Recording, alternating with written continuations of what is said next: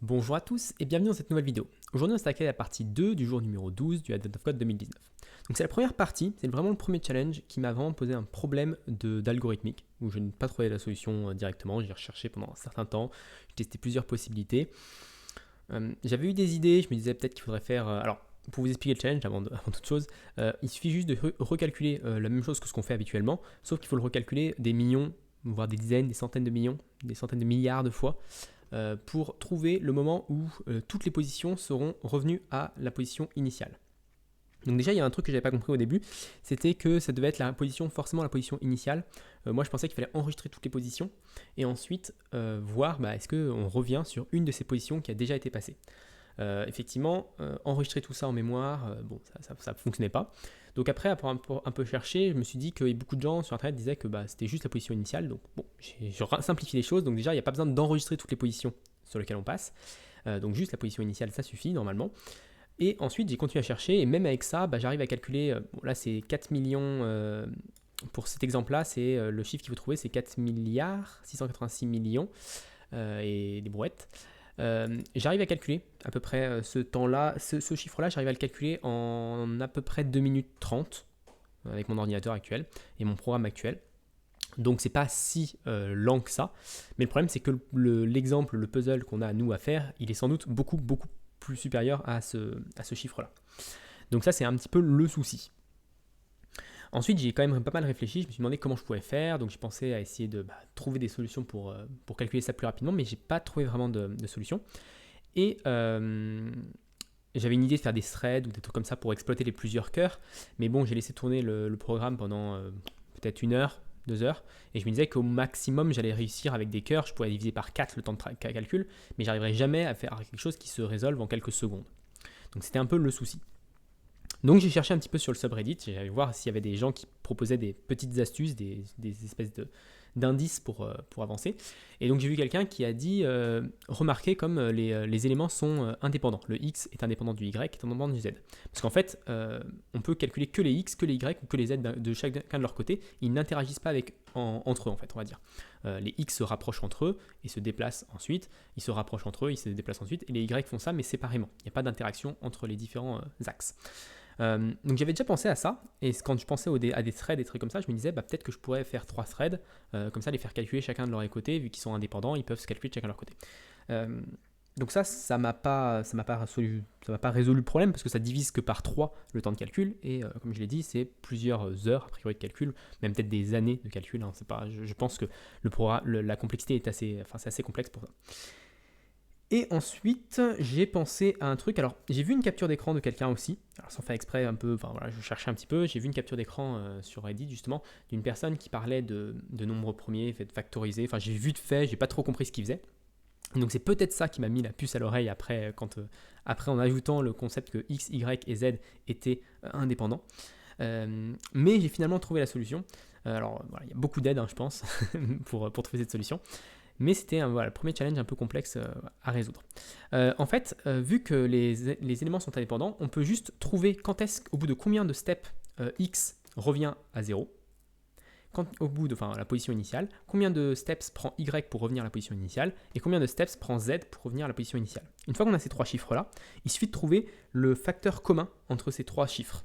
Et ça, c'est assez facile à calculer. En fait, on a juste à faire des multiplications et multiplier toujours. Alors, j'ai pas l'algorithme en tête, j'ai pas regardé sur internet cette partie-là, mais je pense qu'il suffit de multiplier le plus petit chiffre à chaque fois par lui-même et avancer ainsi jusqu'à qu'on tombe sur un chiffre qui correspond aux tous. Donc voilà, donc j'ai commencé à faire ce travail. Enfin, j'ai commencé à faire ce travail, pas du tout. J'ai testé pas mal de choses, mais là j'ai repris la version que j'avais, donc j'ai mon back.rs que je peux supprimer, ce truc-là, hop. C'était ma version que j'avais sauvegardée. J'ai juste remplacé, je pense, la seule chose que j'ai fait, c'est remplacer le i32 par i64 pour pouvoir avoir plus de place, parce que j'avais fait des tests avec des 10 milliards, etc. Donc ça rentrait pas dans le i32. Donc là j'ai ma version originale, et on va devoir du coup passer à la version différente. Donc comment on va faire ça? On va faire pour... est-ce qu'on peut indexer un vecteur? Ça qui m'intéresse. Est-ce que j'ai le droit de faire à 0? Un tuple, je voulais dire. Est-ce que ça fonctionne? Est-ce que ça fonctionne? Ça n'a pas l'air. Cannot index value of type. Ok. Donc ça n'a pas l'air d'être possible. Donc on va peut-être devoir changer 2-3 choses. On va devoir faire quelque chose pour X, quelque chose pour Y, quelque chose pour Z. Donc on va devoir calculer un peu différemment les choses. Donc pour X, il va y avoir deux... on va peut-être avoir des tableaux, devoir travailler avec des tableaux. Donc ici, on va avoir moons, donc X égale 0, Y est égal à 1 et Z égale à 2. Ok. Ensuite, ce qu'on va faire, c'est qu'on va avoir, au lieu de faire moons.push, on va avoir moons pour X. On va stocker le X. Il faut qu'on stocke tous les X en même endroit. Donc 0, 0 est égal à X. Donc là, c'est pas 0, 0, c'est 0, J'ai besoin de l'index ici, je crois. Donc il faut que je fasse un enumerate pour récupérer l'index. Et donc moon, ça va pas être un vecteur. Moon, ça va être un tableau de 0. Donc ça va être un tableau de 0,0,0,0. Et ça, 3 fois. 3 fois parce qu'on va avoir ici tous les X des 4 lunes, tous les Y des 4 lunes et tous les Z des 4 lunes. On va faire la même chose pour les velocities. Ici, voilà. Donc ça va être des tableaux. Velocities, même chose. Donc ça, c'est tous les X, tous les Y et tous les Z. Okay, pour chacune des lunes. Et on va faire la même chose pour les velocities. Velocities, on n'a pas besoin parce qu'ils sont déjà initialisés à 0, donc c'est parfait. Ok, ensuite. Ensuite. On va sauvegarder la version initiale. Initial moons est égal à moons.clone. Donc on va sauvegarder le tableau ici des positions initiales, donc il ne sera pas 0,0 qui a été rempli à cet endroit-là, et on va pouvoir le faire. Ensuite, on va faire un for axes in 1 0 à 4. Donc on va faire 0, 1, 2, 3. Donc ça va nous permettre de voir les 3, 0, 1, 2 plutôt. Là c'est 0 à 3. Parce que là on va faire pour chacun des axes, donc pour les X, pour les Y et pour les Z. Donc pour les X, ce qu'on va faire, c'est qu'on va loop, tant qu'on n'est pas revenu à la solution initiale. While, est-ce qu'il n'y a pas de do while en... Il n'y a pas de do while je crois en... Et on va chercher Rust do while pour voir si on a quelque chose qui peut nous do while loop in rest. Rust do stuff if not c. Break. Okay. Donc il faut utiliser loop et ensuite on break si ça ne fonctionne pas. Ok, donc ensuite on va devoir faire notre calcul. Donc là on va calculer pour chacune des lunes et pour chacune des autres lunes, on va calculer les gravités. Donc pour ça, je pense qu'on va faire un sort du... on va récupérer les positions. Je me demandais si on ne pouvait pas faire un sort des éléments. Ce ne serait pas plus efficient, mais bon, on va le faire à la main, comme on l'a fait à cet endroit-là. Donc on va faire un for moon. Alors c'est pas moons.iter, là ça va être moon axis iter. Ça va donner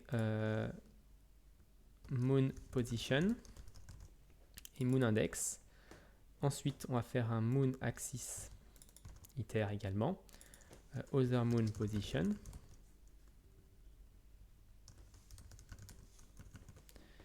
Ok. Donc là on va dire si moon position est supérieur à other position. Dans ce cas-là, ça veut dire que la vélocité de la moon position augmente. Donc on va faire velocity axis Moon index. Donc si elle est supérieure, elle va diminuer plutôt.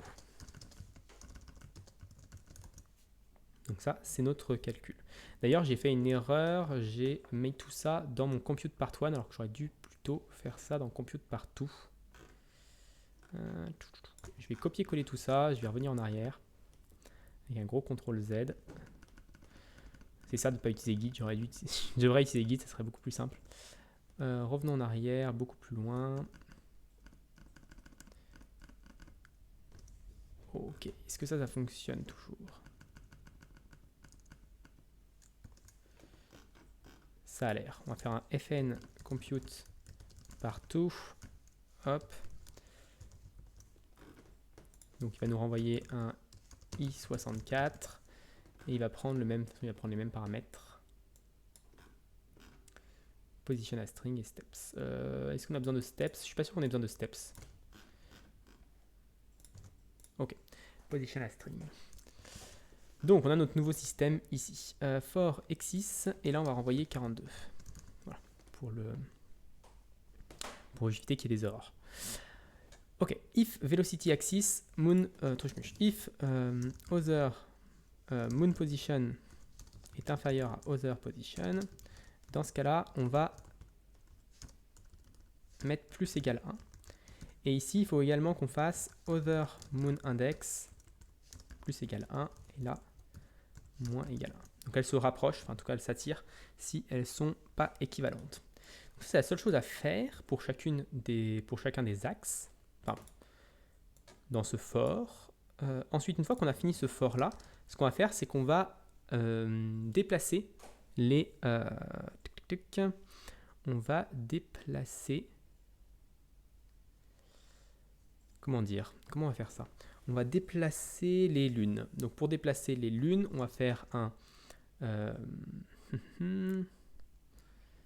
moons axis 0 est égal à plus égal velocity axis 0.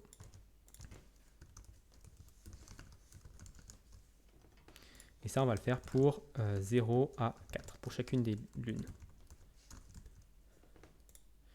Pour chacune des lunes in. Alors, je pourrais faire un for parmi les lunes aussi, ça pourrait fonctionner aussi. Ok, donc là, on déplace toutes les lunes. Très bien. Et ensuite, on va checker. Alors, ça, c'est l'itérateur. Donc, on va voir un let mut steps est égal à 0. Steps plus égal 1. Donc là, on a fait un steps. Et if moons axis est égal à initial moons axis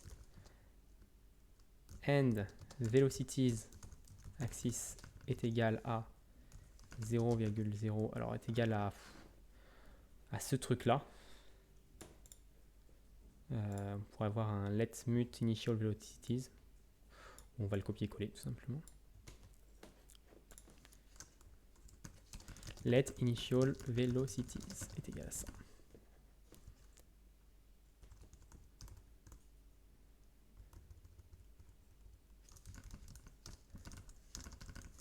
Ok, on va le faire comme ça. Hop, et si velocities est égal à initial velocities. Donc si c'est ça, dans ce cas-là, on break. On break de la loupe. Et on se retrouve à la sortie. Initial velocities axis.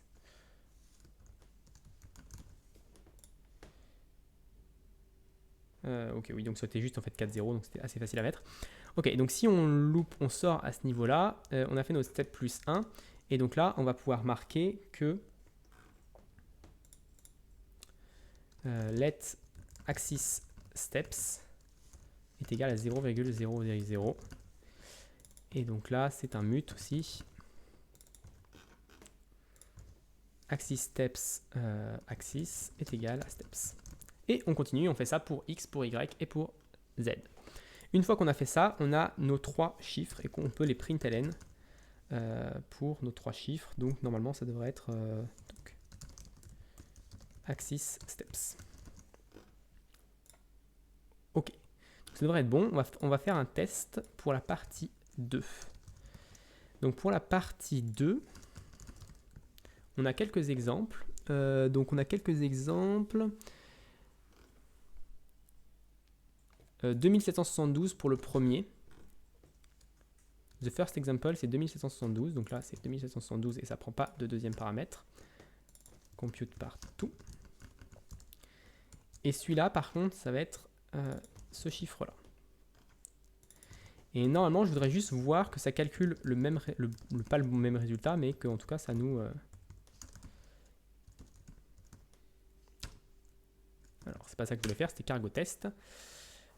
Et effectivement, ça échoue avec 18, 28 et 44. Donc ça, c'est nos 3 éléments qui tournent à ce niveau-là.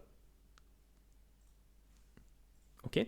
Et donc, il faut trouver que 2772, si on fait diviser par 18, ça nous donne 154. Divisé par 28, ça nous donne 99. Et divisé par 44, ça nous donne 63. Donc c'est le premier, je ne sais pas comment on appelle ça, facteur commun entre les deux. 2772, en tout cas, c'est un facteur commun entre les 4, entre les 3. C'est le plus petit. Donc comment on va faire ça maintenant? Et bah, Axis Steps, il est en mute. Donc l'idée, c'est de faire un... Alors, je ne sais pas du tout comment on peut faire ça.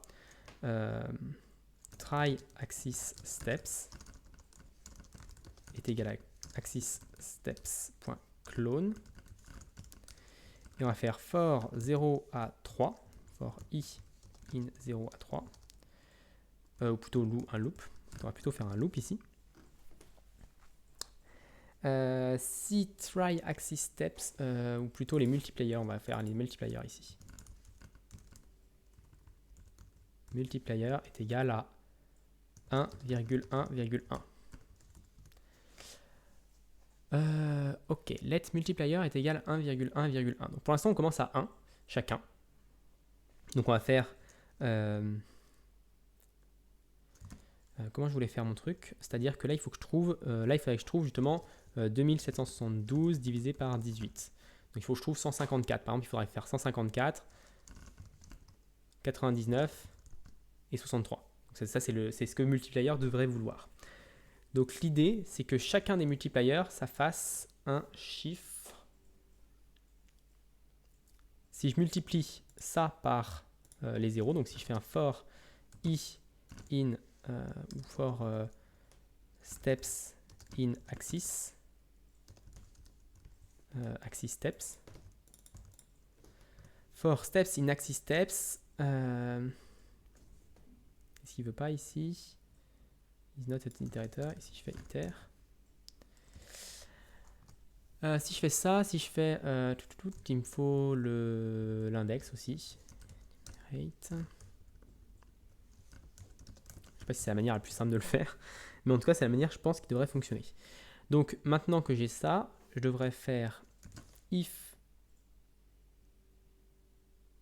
Il faut que je fasse la multiplication avec chacun, il faut qu'ils soient tous identiques.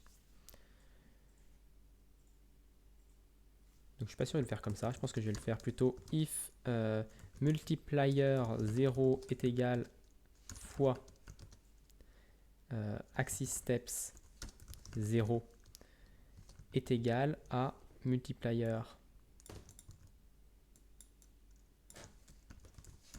1 est égal à multiplier 2. Je pense pas que ça va fonctionner. Donc si ça c'est vrai, dans ce cas-là on break. Donc là,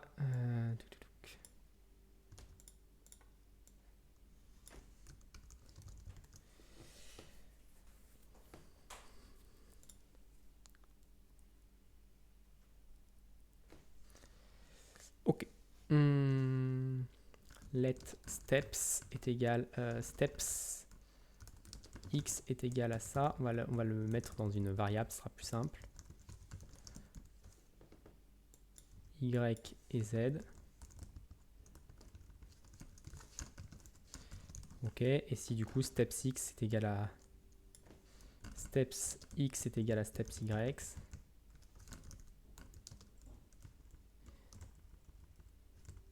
et steps y est égal à steps z.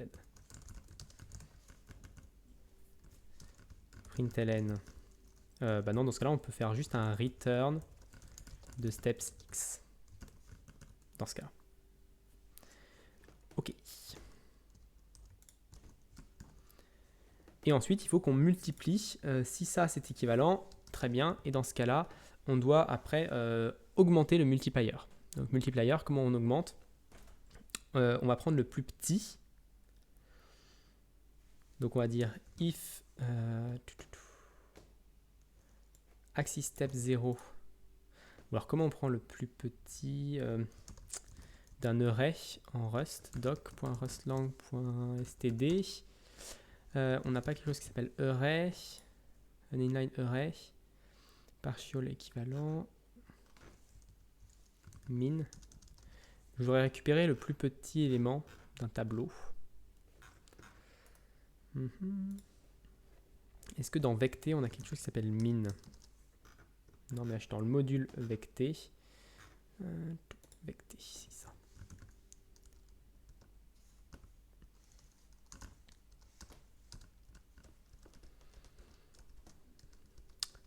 Qu'est-ce qu'on a comme chose pour récupérer le plus petit? L'index du plus petit en fait. Ce que je veux, c'est l'index du plus petit. Je suis pas sûr de connaître la fonction. Rust index minimum value.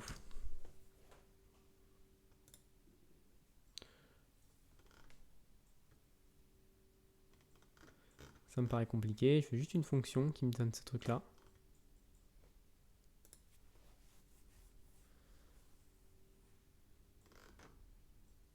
Iter max by item max by item tac tac tac énumérer max by item.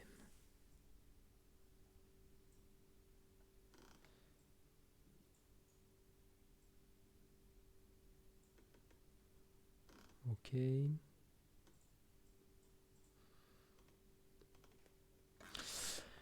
On peut faire ça, mais ça me paraît un peu compliqué. Ce que je vais faire, c'est que je vais faire for 0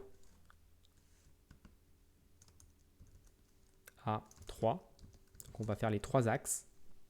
Pour chacun des axes, je vais faire let mut min est égal est égal à axis steps 0. On va faire for 1.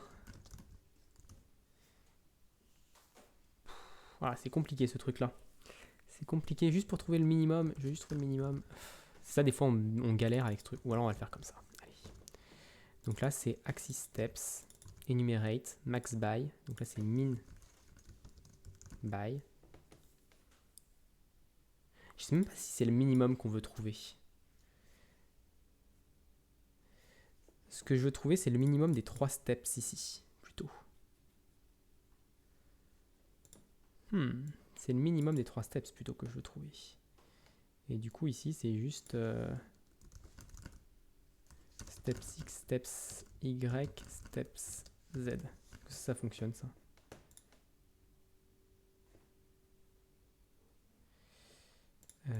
Let min index est égal à ça.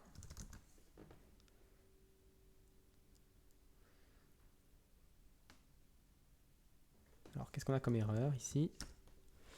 Expected closure, ça takes 2 arguments. Ok, pourquoi 2 arguments?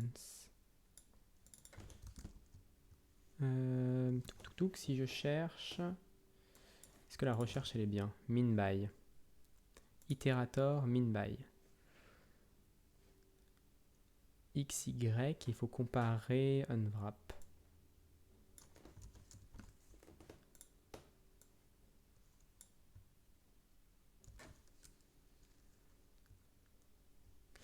Ok, on va comparer les deux. Le problème, c'est que moi, je ne veux pas comparer les deux comme ça. Je veux comparer, ici, j'ai un tuple avec l'index et la value, x.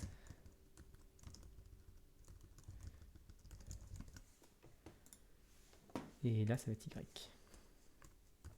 C'est complexe, je trouve, pour ce que c'est. On devrait avoir une fonction facile qui nous permet de récupérer ça. Ok, et donc ensuite, une fois qu'on a le min index, on va faire multiplier min index plus égal 1. Donc le plus petit, on va l'augmenter. Je pense que comme ça devrait fonctionner. As you size. Min index as you size. Donc là, il faut que je fasse un unwrap.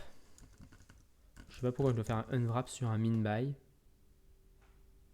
C'est une bonne question. Ah non, c'est pas un unwrap. Ce que je dois faire ici, c'est récupérer le 0. Parce que ça va nous renvoyer un tuple. Donc on va comparer par la deuxième valeur du tuple. Et nous, ce qui nous intéresse, c'est la première valeur du tuple. Et donc là, effectivement, on avait quand même un unwrap à faire. Ok, donc ça complexifie beaucoup. Là, je trouve que c'est pas ultra friendly, on va dire comme ça. Donc on ajoute un à un des multipliers et on avance. Ok, on va faire un println ici, juste pour voir évoluer le truc. Multipliers.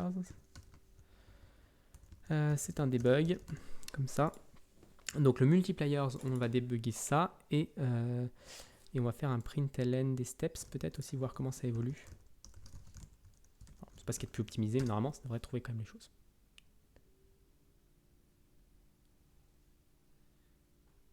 Ok, ça a l'air d'être passé. Donc ça a l'air de fonctionner. Ça a tourné quand même quelques secondes, ce qui n'est pas forcément très bon signe sur l'élément, mais enfin, sur notre calcul. Il y a sans doute plus simple à faire. Il y a sans doute une astuce que pas faire le plus simple à chaque fois. Ok, donc maintenant on va reprendre notre cet élément-là. On va faire un compute part to. Et on va pouvoir l'afficher ici. Et normalement c'est bon. On peut faire un cargo, vu que j'ai vu que c'était un petit peu long, on peut faire un cargo build release pour optimiser un petit peu les choses. Et target release day 12.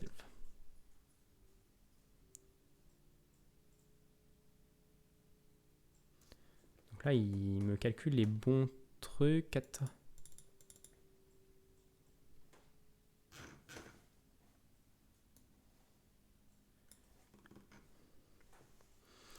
Donc ça augmente. Il augmente de 1 à chaque fois les multipliers. Donc effectivement, c'est des gros chiffres qui sortent. Il calcule toujours. Je sais pas s'il va arriver un jour au résultat. Là, je suis à combien de chiffres encore? C'est des... Je suis à 135 milliards là. C'est peut-être pas encore la solution la plus optimisée pour faire ce que je veux faire.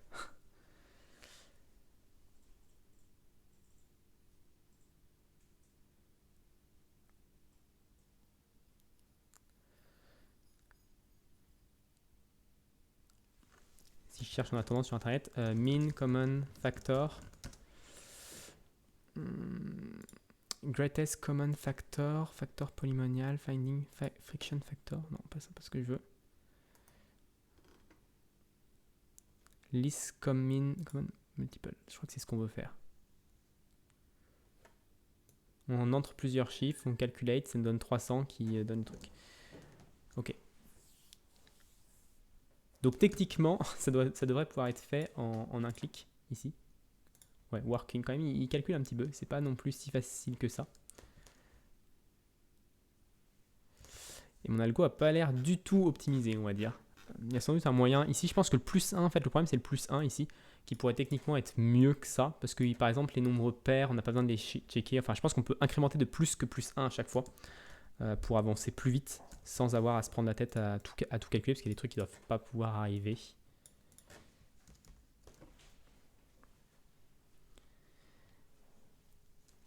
J'ai rien pendant que ça tourne. Tester un autre truc, c'est tester d'afficher. Ne pas afficher ces deux trucs là. Et d'afficher le. Il faut que j'affiche les axis steps.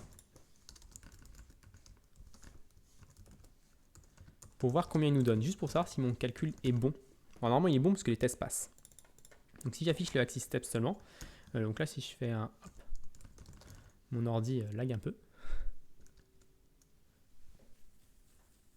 Ce qui est étonnant. C'est étonnant qu'il lag un peu parce que pas de raison. Hop, ça on peut l'arrêter. Donc ça c'est mes chiffres, mes 3 chiffres à calculer. Si je les mets ici, sans les virgules.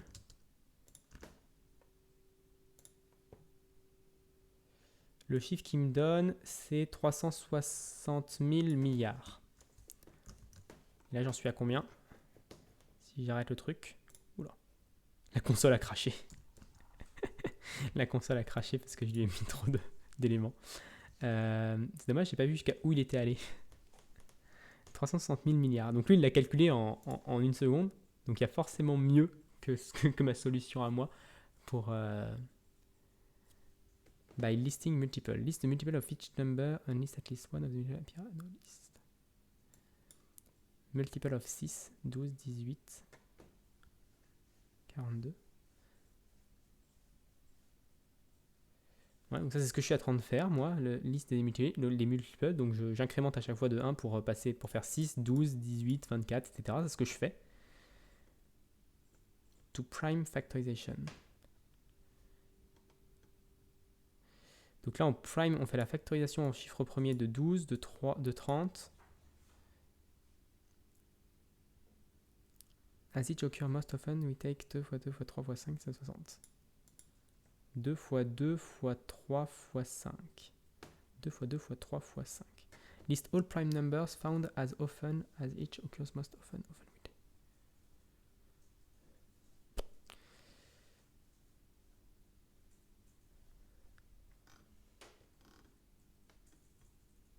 Ok, il y a quand même pas mal de calculs. Il y a quand même pas mal de calculs.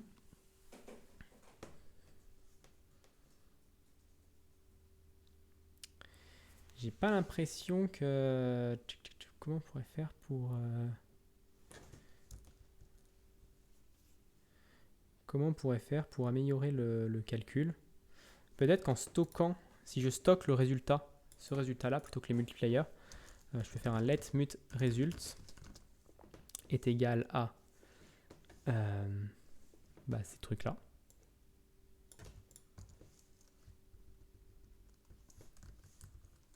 Virgule ce truc-là, virgule ce truc-là. Ok. Donc ça c'est 1.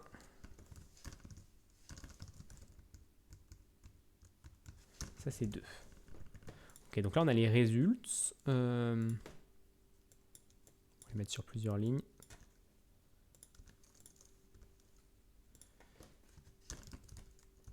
J'ai l'impression que la console a craché, mais que le programme tourne encore en tâche de fond. PS-AUX ou plutôt top. CPU. Non, a priori il tourne pas.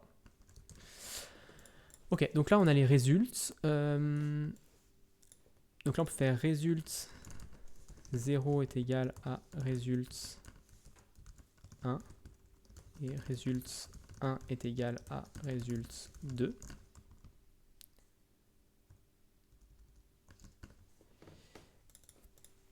Et ici, ce qu'on peut faire, c'est recalculer seulement le result du calcul, enfin qu'on a, enfin de l'index qu'on a recalculé, du nouveau multiplier.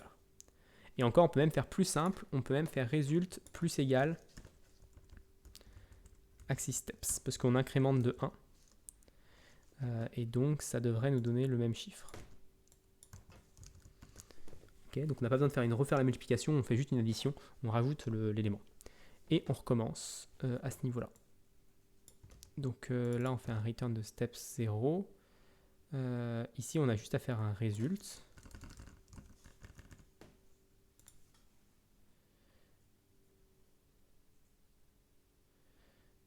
Ok. On va essayer d'éviter de faire planter la console cette fois-ci. J'aimerais bien quand même afficher quelque chose à chaque tour de boucle, mais bon. Ok, bon, on va relancer le code advent of code day 12. On va refaire un release day 12. Est-ce que ce sera plus rapide,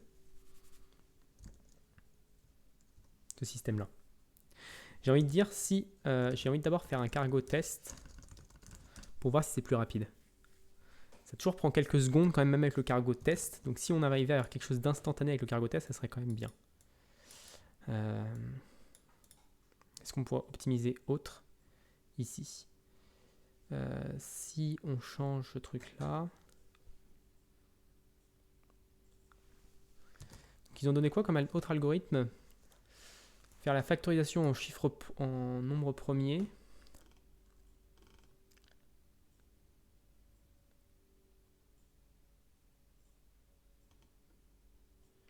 Une cake. Donc on met nos chiffres ici. Ensuite on divise chacun des livres,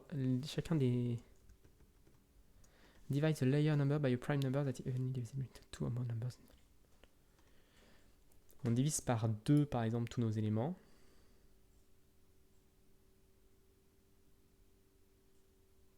Ok, on laisse les éléments qui vont bien. Donc on divise par 2. Ensuite on divise par 2. À nouveau. Je vois pas trop le concept, mais là on a divisé par 2. Ensuite ici on a divisé par 3. Je vois pas le concept. Cake ladder. Ensuite c'est division method. Right now in the top row.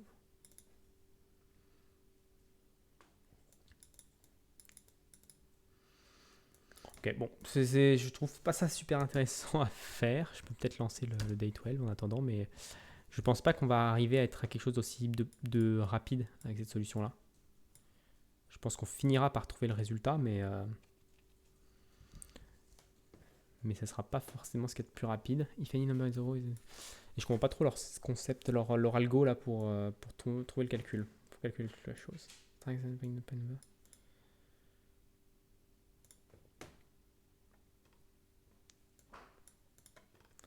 Continue divide by 4 prime number.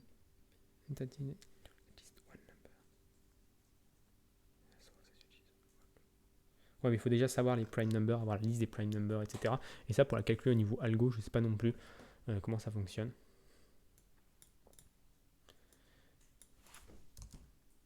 Oh, il m'a trouvé le chiffre. Est-ce que c'est le bon? Ça paraît 360 et 864. Est-ce que c'est le bon? Du coup, ma deuxième solution était quand même beaucoup plus rapide. 360, 864. Ça a l'air d'être le bon chiffre. Donc, en fait, ma deuxième solution était quand même vachement plus rapide. Donc, parfait. Et c'est bon, j'ai eu ma deuxième étoile pour mon jour numéro 12.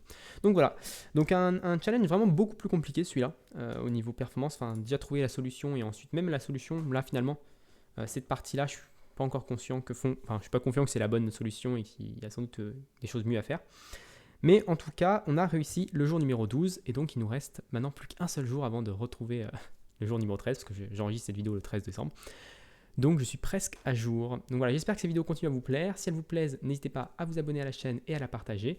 Et moi je vous donne rendez-vous très rapidement justement pour le jour numéro 13. Bonne journée à tous.